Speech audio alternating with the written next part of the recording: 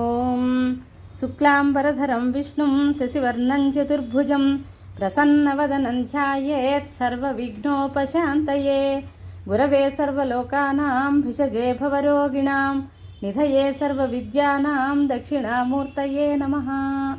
శ్రీ గురుచరిత్ర 25వ అధ్యాయం. ఓం శ్రీ గణేశాయ నమః. శ్రీ సరస్వత్యై నమః. శ్రీ గురుభ్యో నమః.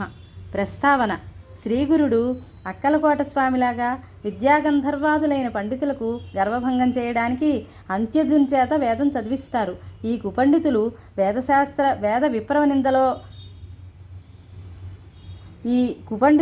వేద విప్ర నిందలో యవనరాజు చేతిలో కీలుబొమ్మలయ్యారు. వీరిని అనుగ్రహించడానికి సన్యాస ధర్మాన్ని అతిక్రమించి శాస్త్రవాదంలో ఓడించవచ్చునో లేదో తెలియని శిష్యుని కోరికపై శ్రీగురుడు తమ ఆశ్రమ ధర్మం అతిక్రమించకుండానే వారిని అనుగ్రహించడం వారి ధర్మదక్షతకు సర్వసమర్థతకు నిదర్శనం.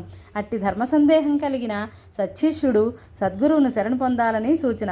ఎంతో శ్రోత్రియత పాండిత్యము కూడా ధనకీర్తి కాంక్ష వలన వ్యర్థమేగాక అరిష్టప్రదమని తెలియాలి. సమర్థ సద్గురు సమాగమం వలన కానీ శ్రోత్రియత పాండిత్యము సార్థకంగా ఉన్నమాట. అంతేకాదు నిజమైన సద్గురుభక్తుడు సద్గురువు కూడా దుష్టులెంత రెచ్చగొట్టినా కూడా తామే ప్రమాణమని పలికి ఋషిప్రోక్తమైన శాస్త్రమే ప్రమాణమని చెప్పి దానినే సామాన్య సాధకుని వలె శ్రద్ధతో పాటిస్తారు. సద్గురువు చెప్పిన వేదస్థుతి రూపమైన ఈ 25, 26, 27 అధ్యాయాలు పాఠకులకు పవిత్రతను, నిరహంకారాన్ని, సద్గురువుపై భక్తిని పెంపొందిస్తుంది. కథారంభం: అటుపైన శ్రీగురుడు చేసిన దివ్యలీలలను వినిపించమని ప్రార్థించిన నామధారకంతో సిద్ధముని ఇలా చెప్పారు. ఒకప్పుడు వైఢూర్య నగరంలో ఒక ముసల్మాన్ పరిపాలిస్తూ ఉండేవాడు. అతడు హిందూ మత ద్వేషి, ఎంతో కఠినాత్ముడు. అతడు తన రాజ్యంలో గల వేదాంగ పారంగతులైన పండితులను నిర్బంధంగా తన దగ్గరకు రప్పించుకొని తన ఎదుట వేదమంత్రాలు చదివించి వాటి అర్థాలు చెప్పమని శాసిస్తూ ఉండేవాడు. అందుకు అంగీకరించని వారికి ధనాశ చూపుతూ ఉండేవాడు. అయినప్పటికీ కొందరు శిష్టాచారపరులు అలా చేయడం తమ వల్ల కాదని చెప్పి నిరాకరించేవారు. కొందరు నికృష్టులు మాత్రం అతడిచ్చే సంభావనలు ఆశించి వైదిక ధర్మాలకు విరుద్ధంగా అతని ఎదుట వేదార్థాలు చెబుతూ ఉండేవారు. యజ్ఞకాండలోని అంశాలు వారి నుండి విని ఆ దుష్టుడు యజ్ఞాలలో పశుహింస చేసే బ్రాహ్మణులు ఇతరులు చేసే జీవహింసను నిందించడం తగదని అవహేళన చేస్తూ ఉండేవారు. అలా వేదార్థం చెప్పిన వారికి తన చేతికొచ్చినంత సంభావన ఇస్తూ ఉండేవాడు. ఆ సంగతి విని ధనాశాపరులెందరో అతని మెప్పుకోరి అతని వద్దకు తమకై తామే వచ్చి వేదార్థం చెప్పసాగారు. ఒకనాడు ఉత్తరాది నుండి వేద పండితులైన బ్రాహ్మణులిద్దరు వచ్చి ఆ రాజును దర్శించి, రాజా, సకల విద్యలలోనూ మాకు సాటి అయిన వారు ఎక్కడా లేరు. మేము దేశంలోని పండితులను శాస్త్రవాదంతో ఎదుర్కొని జయించడానికి బయలుదేరాము. మీ రాజ్యంలో మాతో వాదించగల విద్వాంసులు ఎవరైనా ఉంటే పిలిపించండి, మా ప్రతిభ నిరూపించగలము అన్నారు. పరాయి మతాన్ని కించపరచడానికి మరొక మంచి అవకాశం లభించిందని తలచి ఆ రాజు వెంటనే నగరంలో దండోరా వేయించి నాటి మధ్యాహ్నం సభకు ఏర్పాటు చేయించి ఆ పండితులను వాదంలో ఓడించిన వారికి గొప్ప బహుమానాలు ఇవ్వగలనని, ఓడిన వారిని దండించగలనని ప్రకటించాడు. అటువంటి బహుమానాలను ఆశించి మన వేదశాస్త్రాలను ఆ దుష్టుల ఎదుట వల్లించడం ఇష్టపడని శిష్టాచారపరులు కొందరు తమకంతటి సామర్థ్యం లేదని చెప్పి తప్పుకున్నారు. మరికొందరు నిండు సభలో తమకు అవమానం జరుగుతుందని భయపడి ముందుకు రాలేదు. వీరంతా ఆ కుపండితులకు జయపత్రాలు ఇచ్చివేయక తప్పలేదు. అప్పుడు ఆ రాజు ఆ కుపండితులిద్దరికీ వస్త్రాలు, ఆభరణాలు, భారీ ఎత్తున కానుకలు, బహుమానాలు ఇచ్చి ఏనుగుని ఎక్కించి మేళతాళాలతో ఊరేగించాడు. వారికి ఒక అగ్రహారం కూడా ఇచ్చాడు. వేద పండితులే కించపరచడం ఆ రాజుకు వినోదమైంది.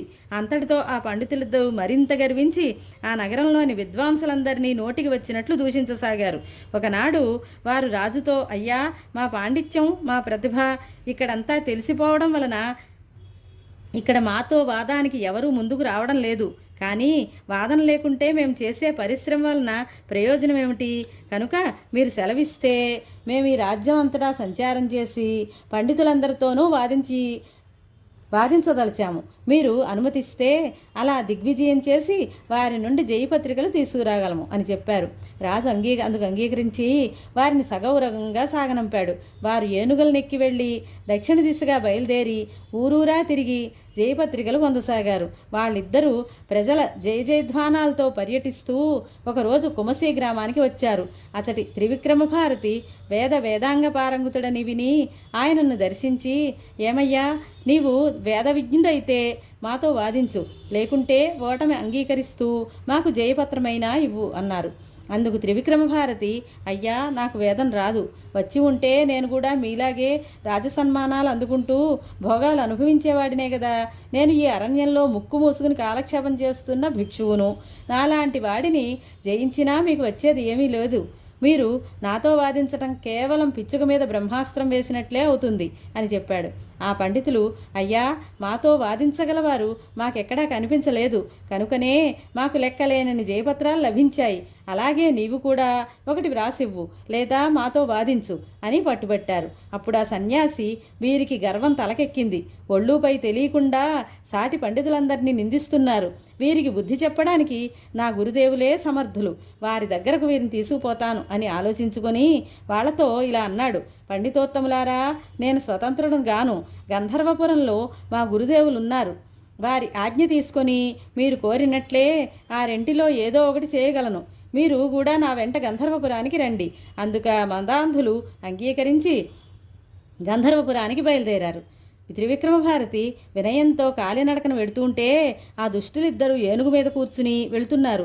సాధు సత్పురుషుల వద్దకు అలా వెళ్లడం వలన ఆయుక్షీణమవుతుందన్న శాస్త్రవాక్యాన్ని కూడా వాళ్ళు లెక్కపెట్టలేదు. గంధర్వపురంలో మఠం చేరుకున్నాక త్రివిక్రమభారతి శ్రీగురునికి నమస్కరించి ఆనంద బాష్పాలు కారుస్తూ గద్గద స్వరంతో ఆ కుపండితుల సంగతి విన్నవించి, పరాత్పర, గుడ్లగూబ సూర్యుని చూడనట్లే అజ్ఞానాంధులు మిమ్మల్ని ఎరుగలేరు. మీ చేత వారికి హితం చెప్పించడానికై వారిని ఇక్కడకు తీసుకువచ్చాను. ఈ మదాంధుల బారి నుండి నన్ను, వేద ధర్మాన్ని కాపాడండి. మీ ఆజ్ఞ కోసం వచ్చాను. మీరేది చేయమంటే అది చేస్తాను అని ప్రార్థించాడు. వాళ్ళు, మా కాలం వ్యర్థమైంది. ఇతడు జయపత్రం ఇవ్వడు, వాదభిక్ష ఇవ్వడు. మమ్మల్ని ఇక్కడికి తీసుకువచ్చాడు గనుక మీ గురు శిష్యులలో ఎవరైనా ఆ రెంటిలో ఏదో ఒకటి చేసి తీరాలి అన్నారు. శ్రీగురుడు నవ్వుతూ ఆ దుష్టులతో ఇలా అన్నారు. అయ్యా, మీ వంటి వేద విధులకు వాదించడం వలన కలిగే ప్రయోజనమేమున్నది? వాదనలో సాటి విప్రులను ఇలా పరాభవించవలనందువలన మీకు కలిగే లాభమేమిటి? ఎత్తులమైన మాకు జయించడం వల్ల వచ్చే గౌరవము, ఓడినందువల్ల చిన్నతనము ఏమీ కలగవు.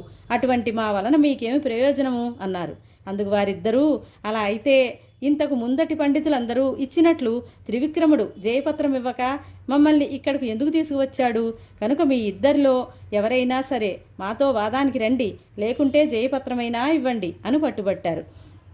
అప్పుడు శ్రీగురుడు నవ్వి, అయ్యా, వేదం సంపూర్ణంగా తెలుసుకోవడం బ్రహ్మాదులకే సాధ్యం కాలేదు. వేదాలు అపారమైనవి. అటువంటప్పుడు వేద విధులమని చెప్పుకోవడం విర్రవీగడమే అవుతుంది. ఈ జయపత్రికల వల్ల ప్రయోజనమేమున్నది? మా మాట విని ఇకనైనా ఇలాంటి ప్రగల్భాలు మానండి అన్నారు. అప్పుడు వాళ్ళు రోషంతో, అయ్యా, మా సామర్థ్యం తెలుసుకోకుండా వ్యర్థంగా మాట్లాడవద్దు. మేము సాంగోపాంగంగా వేదమంతా నేర్చుకున్నాము. మమ్మల్ని మించిన వారు ఎవరూ లేరు అన్నారు. శ్రీదత్తాయ గురవే నమః. శ్రీ శ్రీపాద శ్రీవల్లభాయ నమః. శ్రీ నృసింహ సరస్వత్యై నమః. శ్రీ గురుచరిత్ర 25వ అధ్యాయం సంపూర్ణం. స్వస్తి.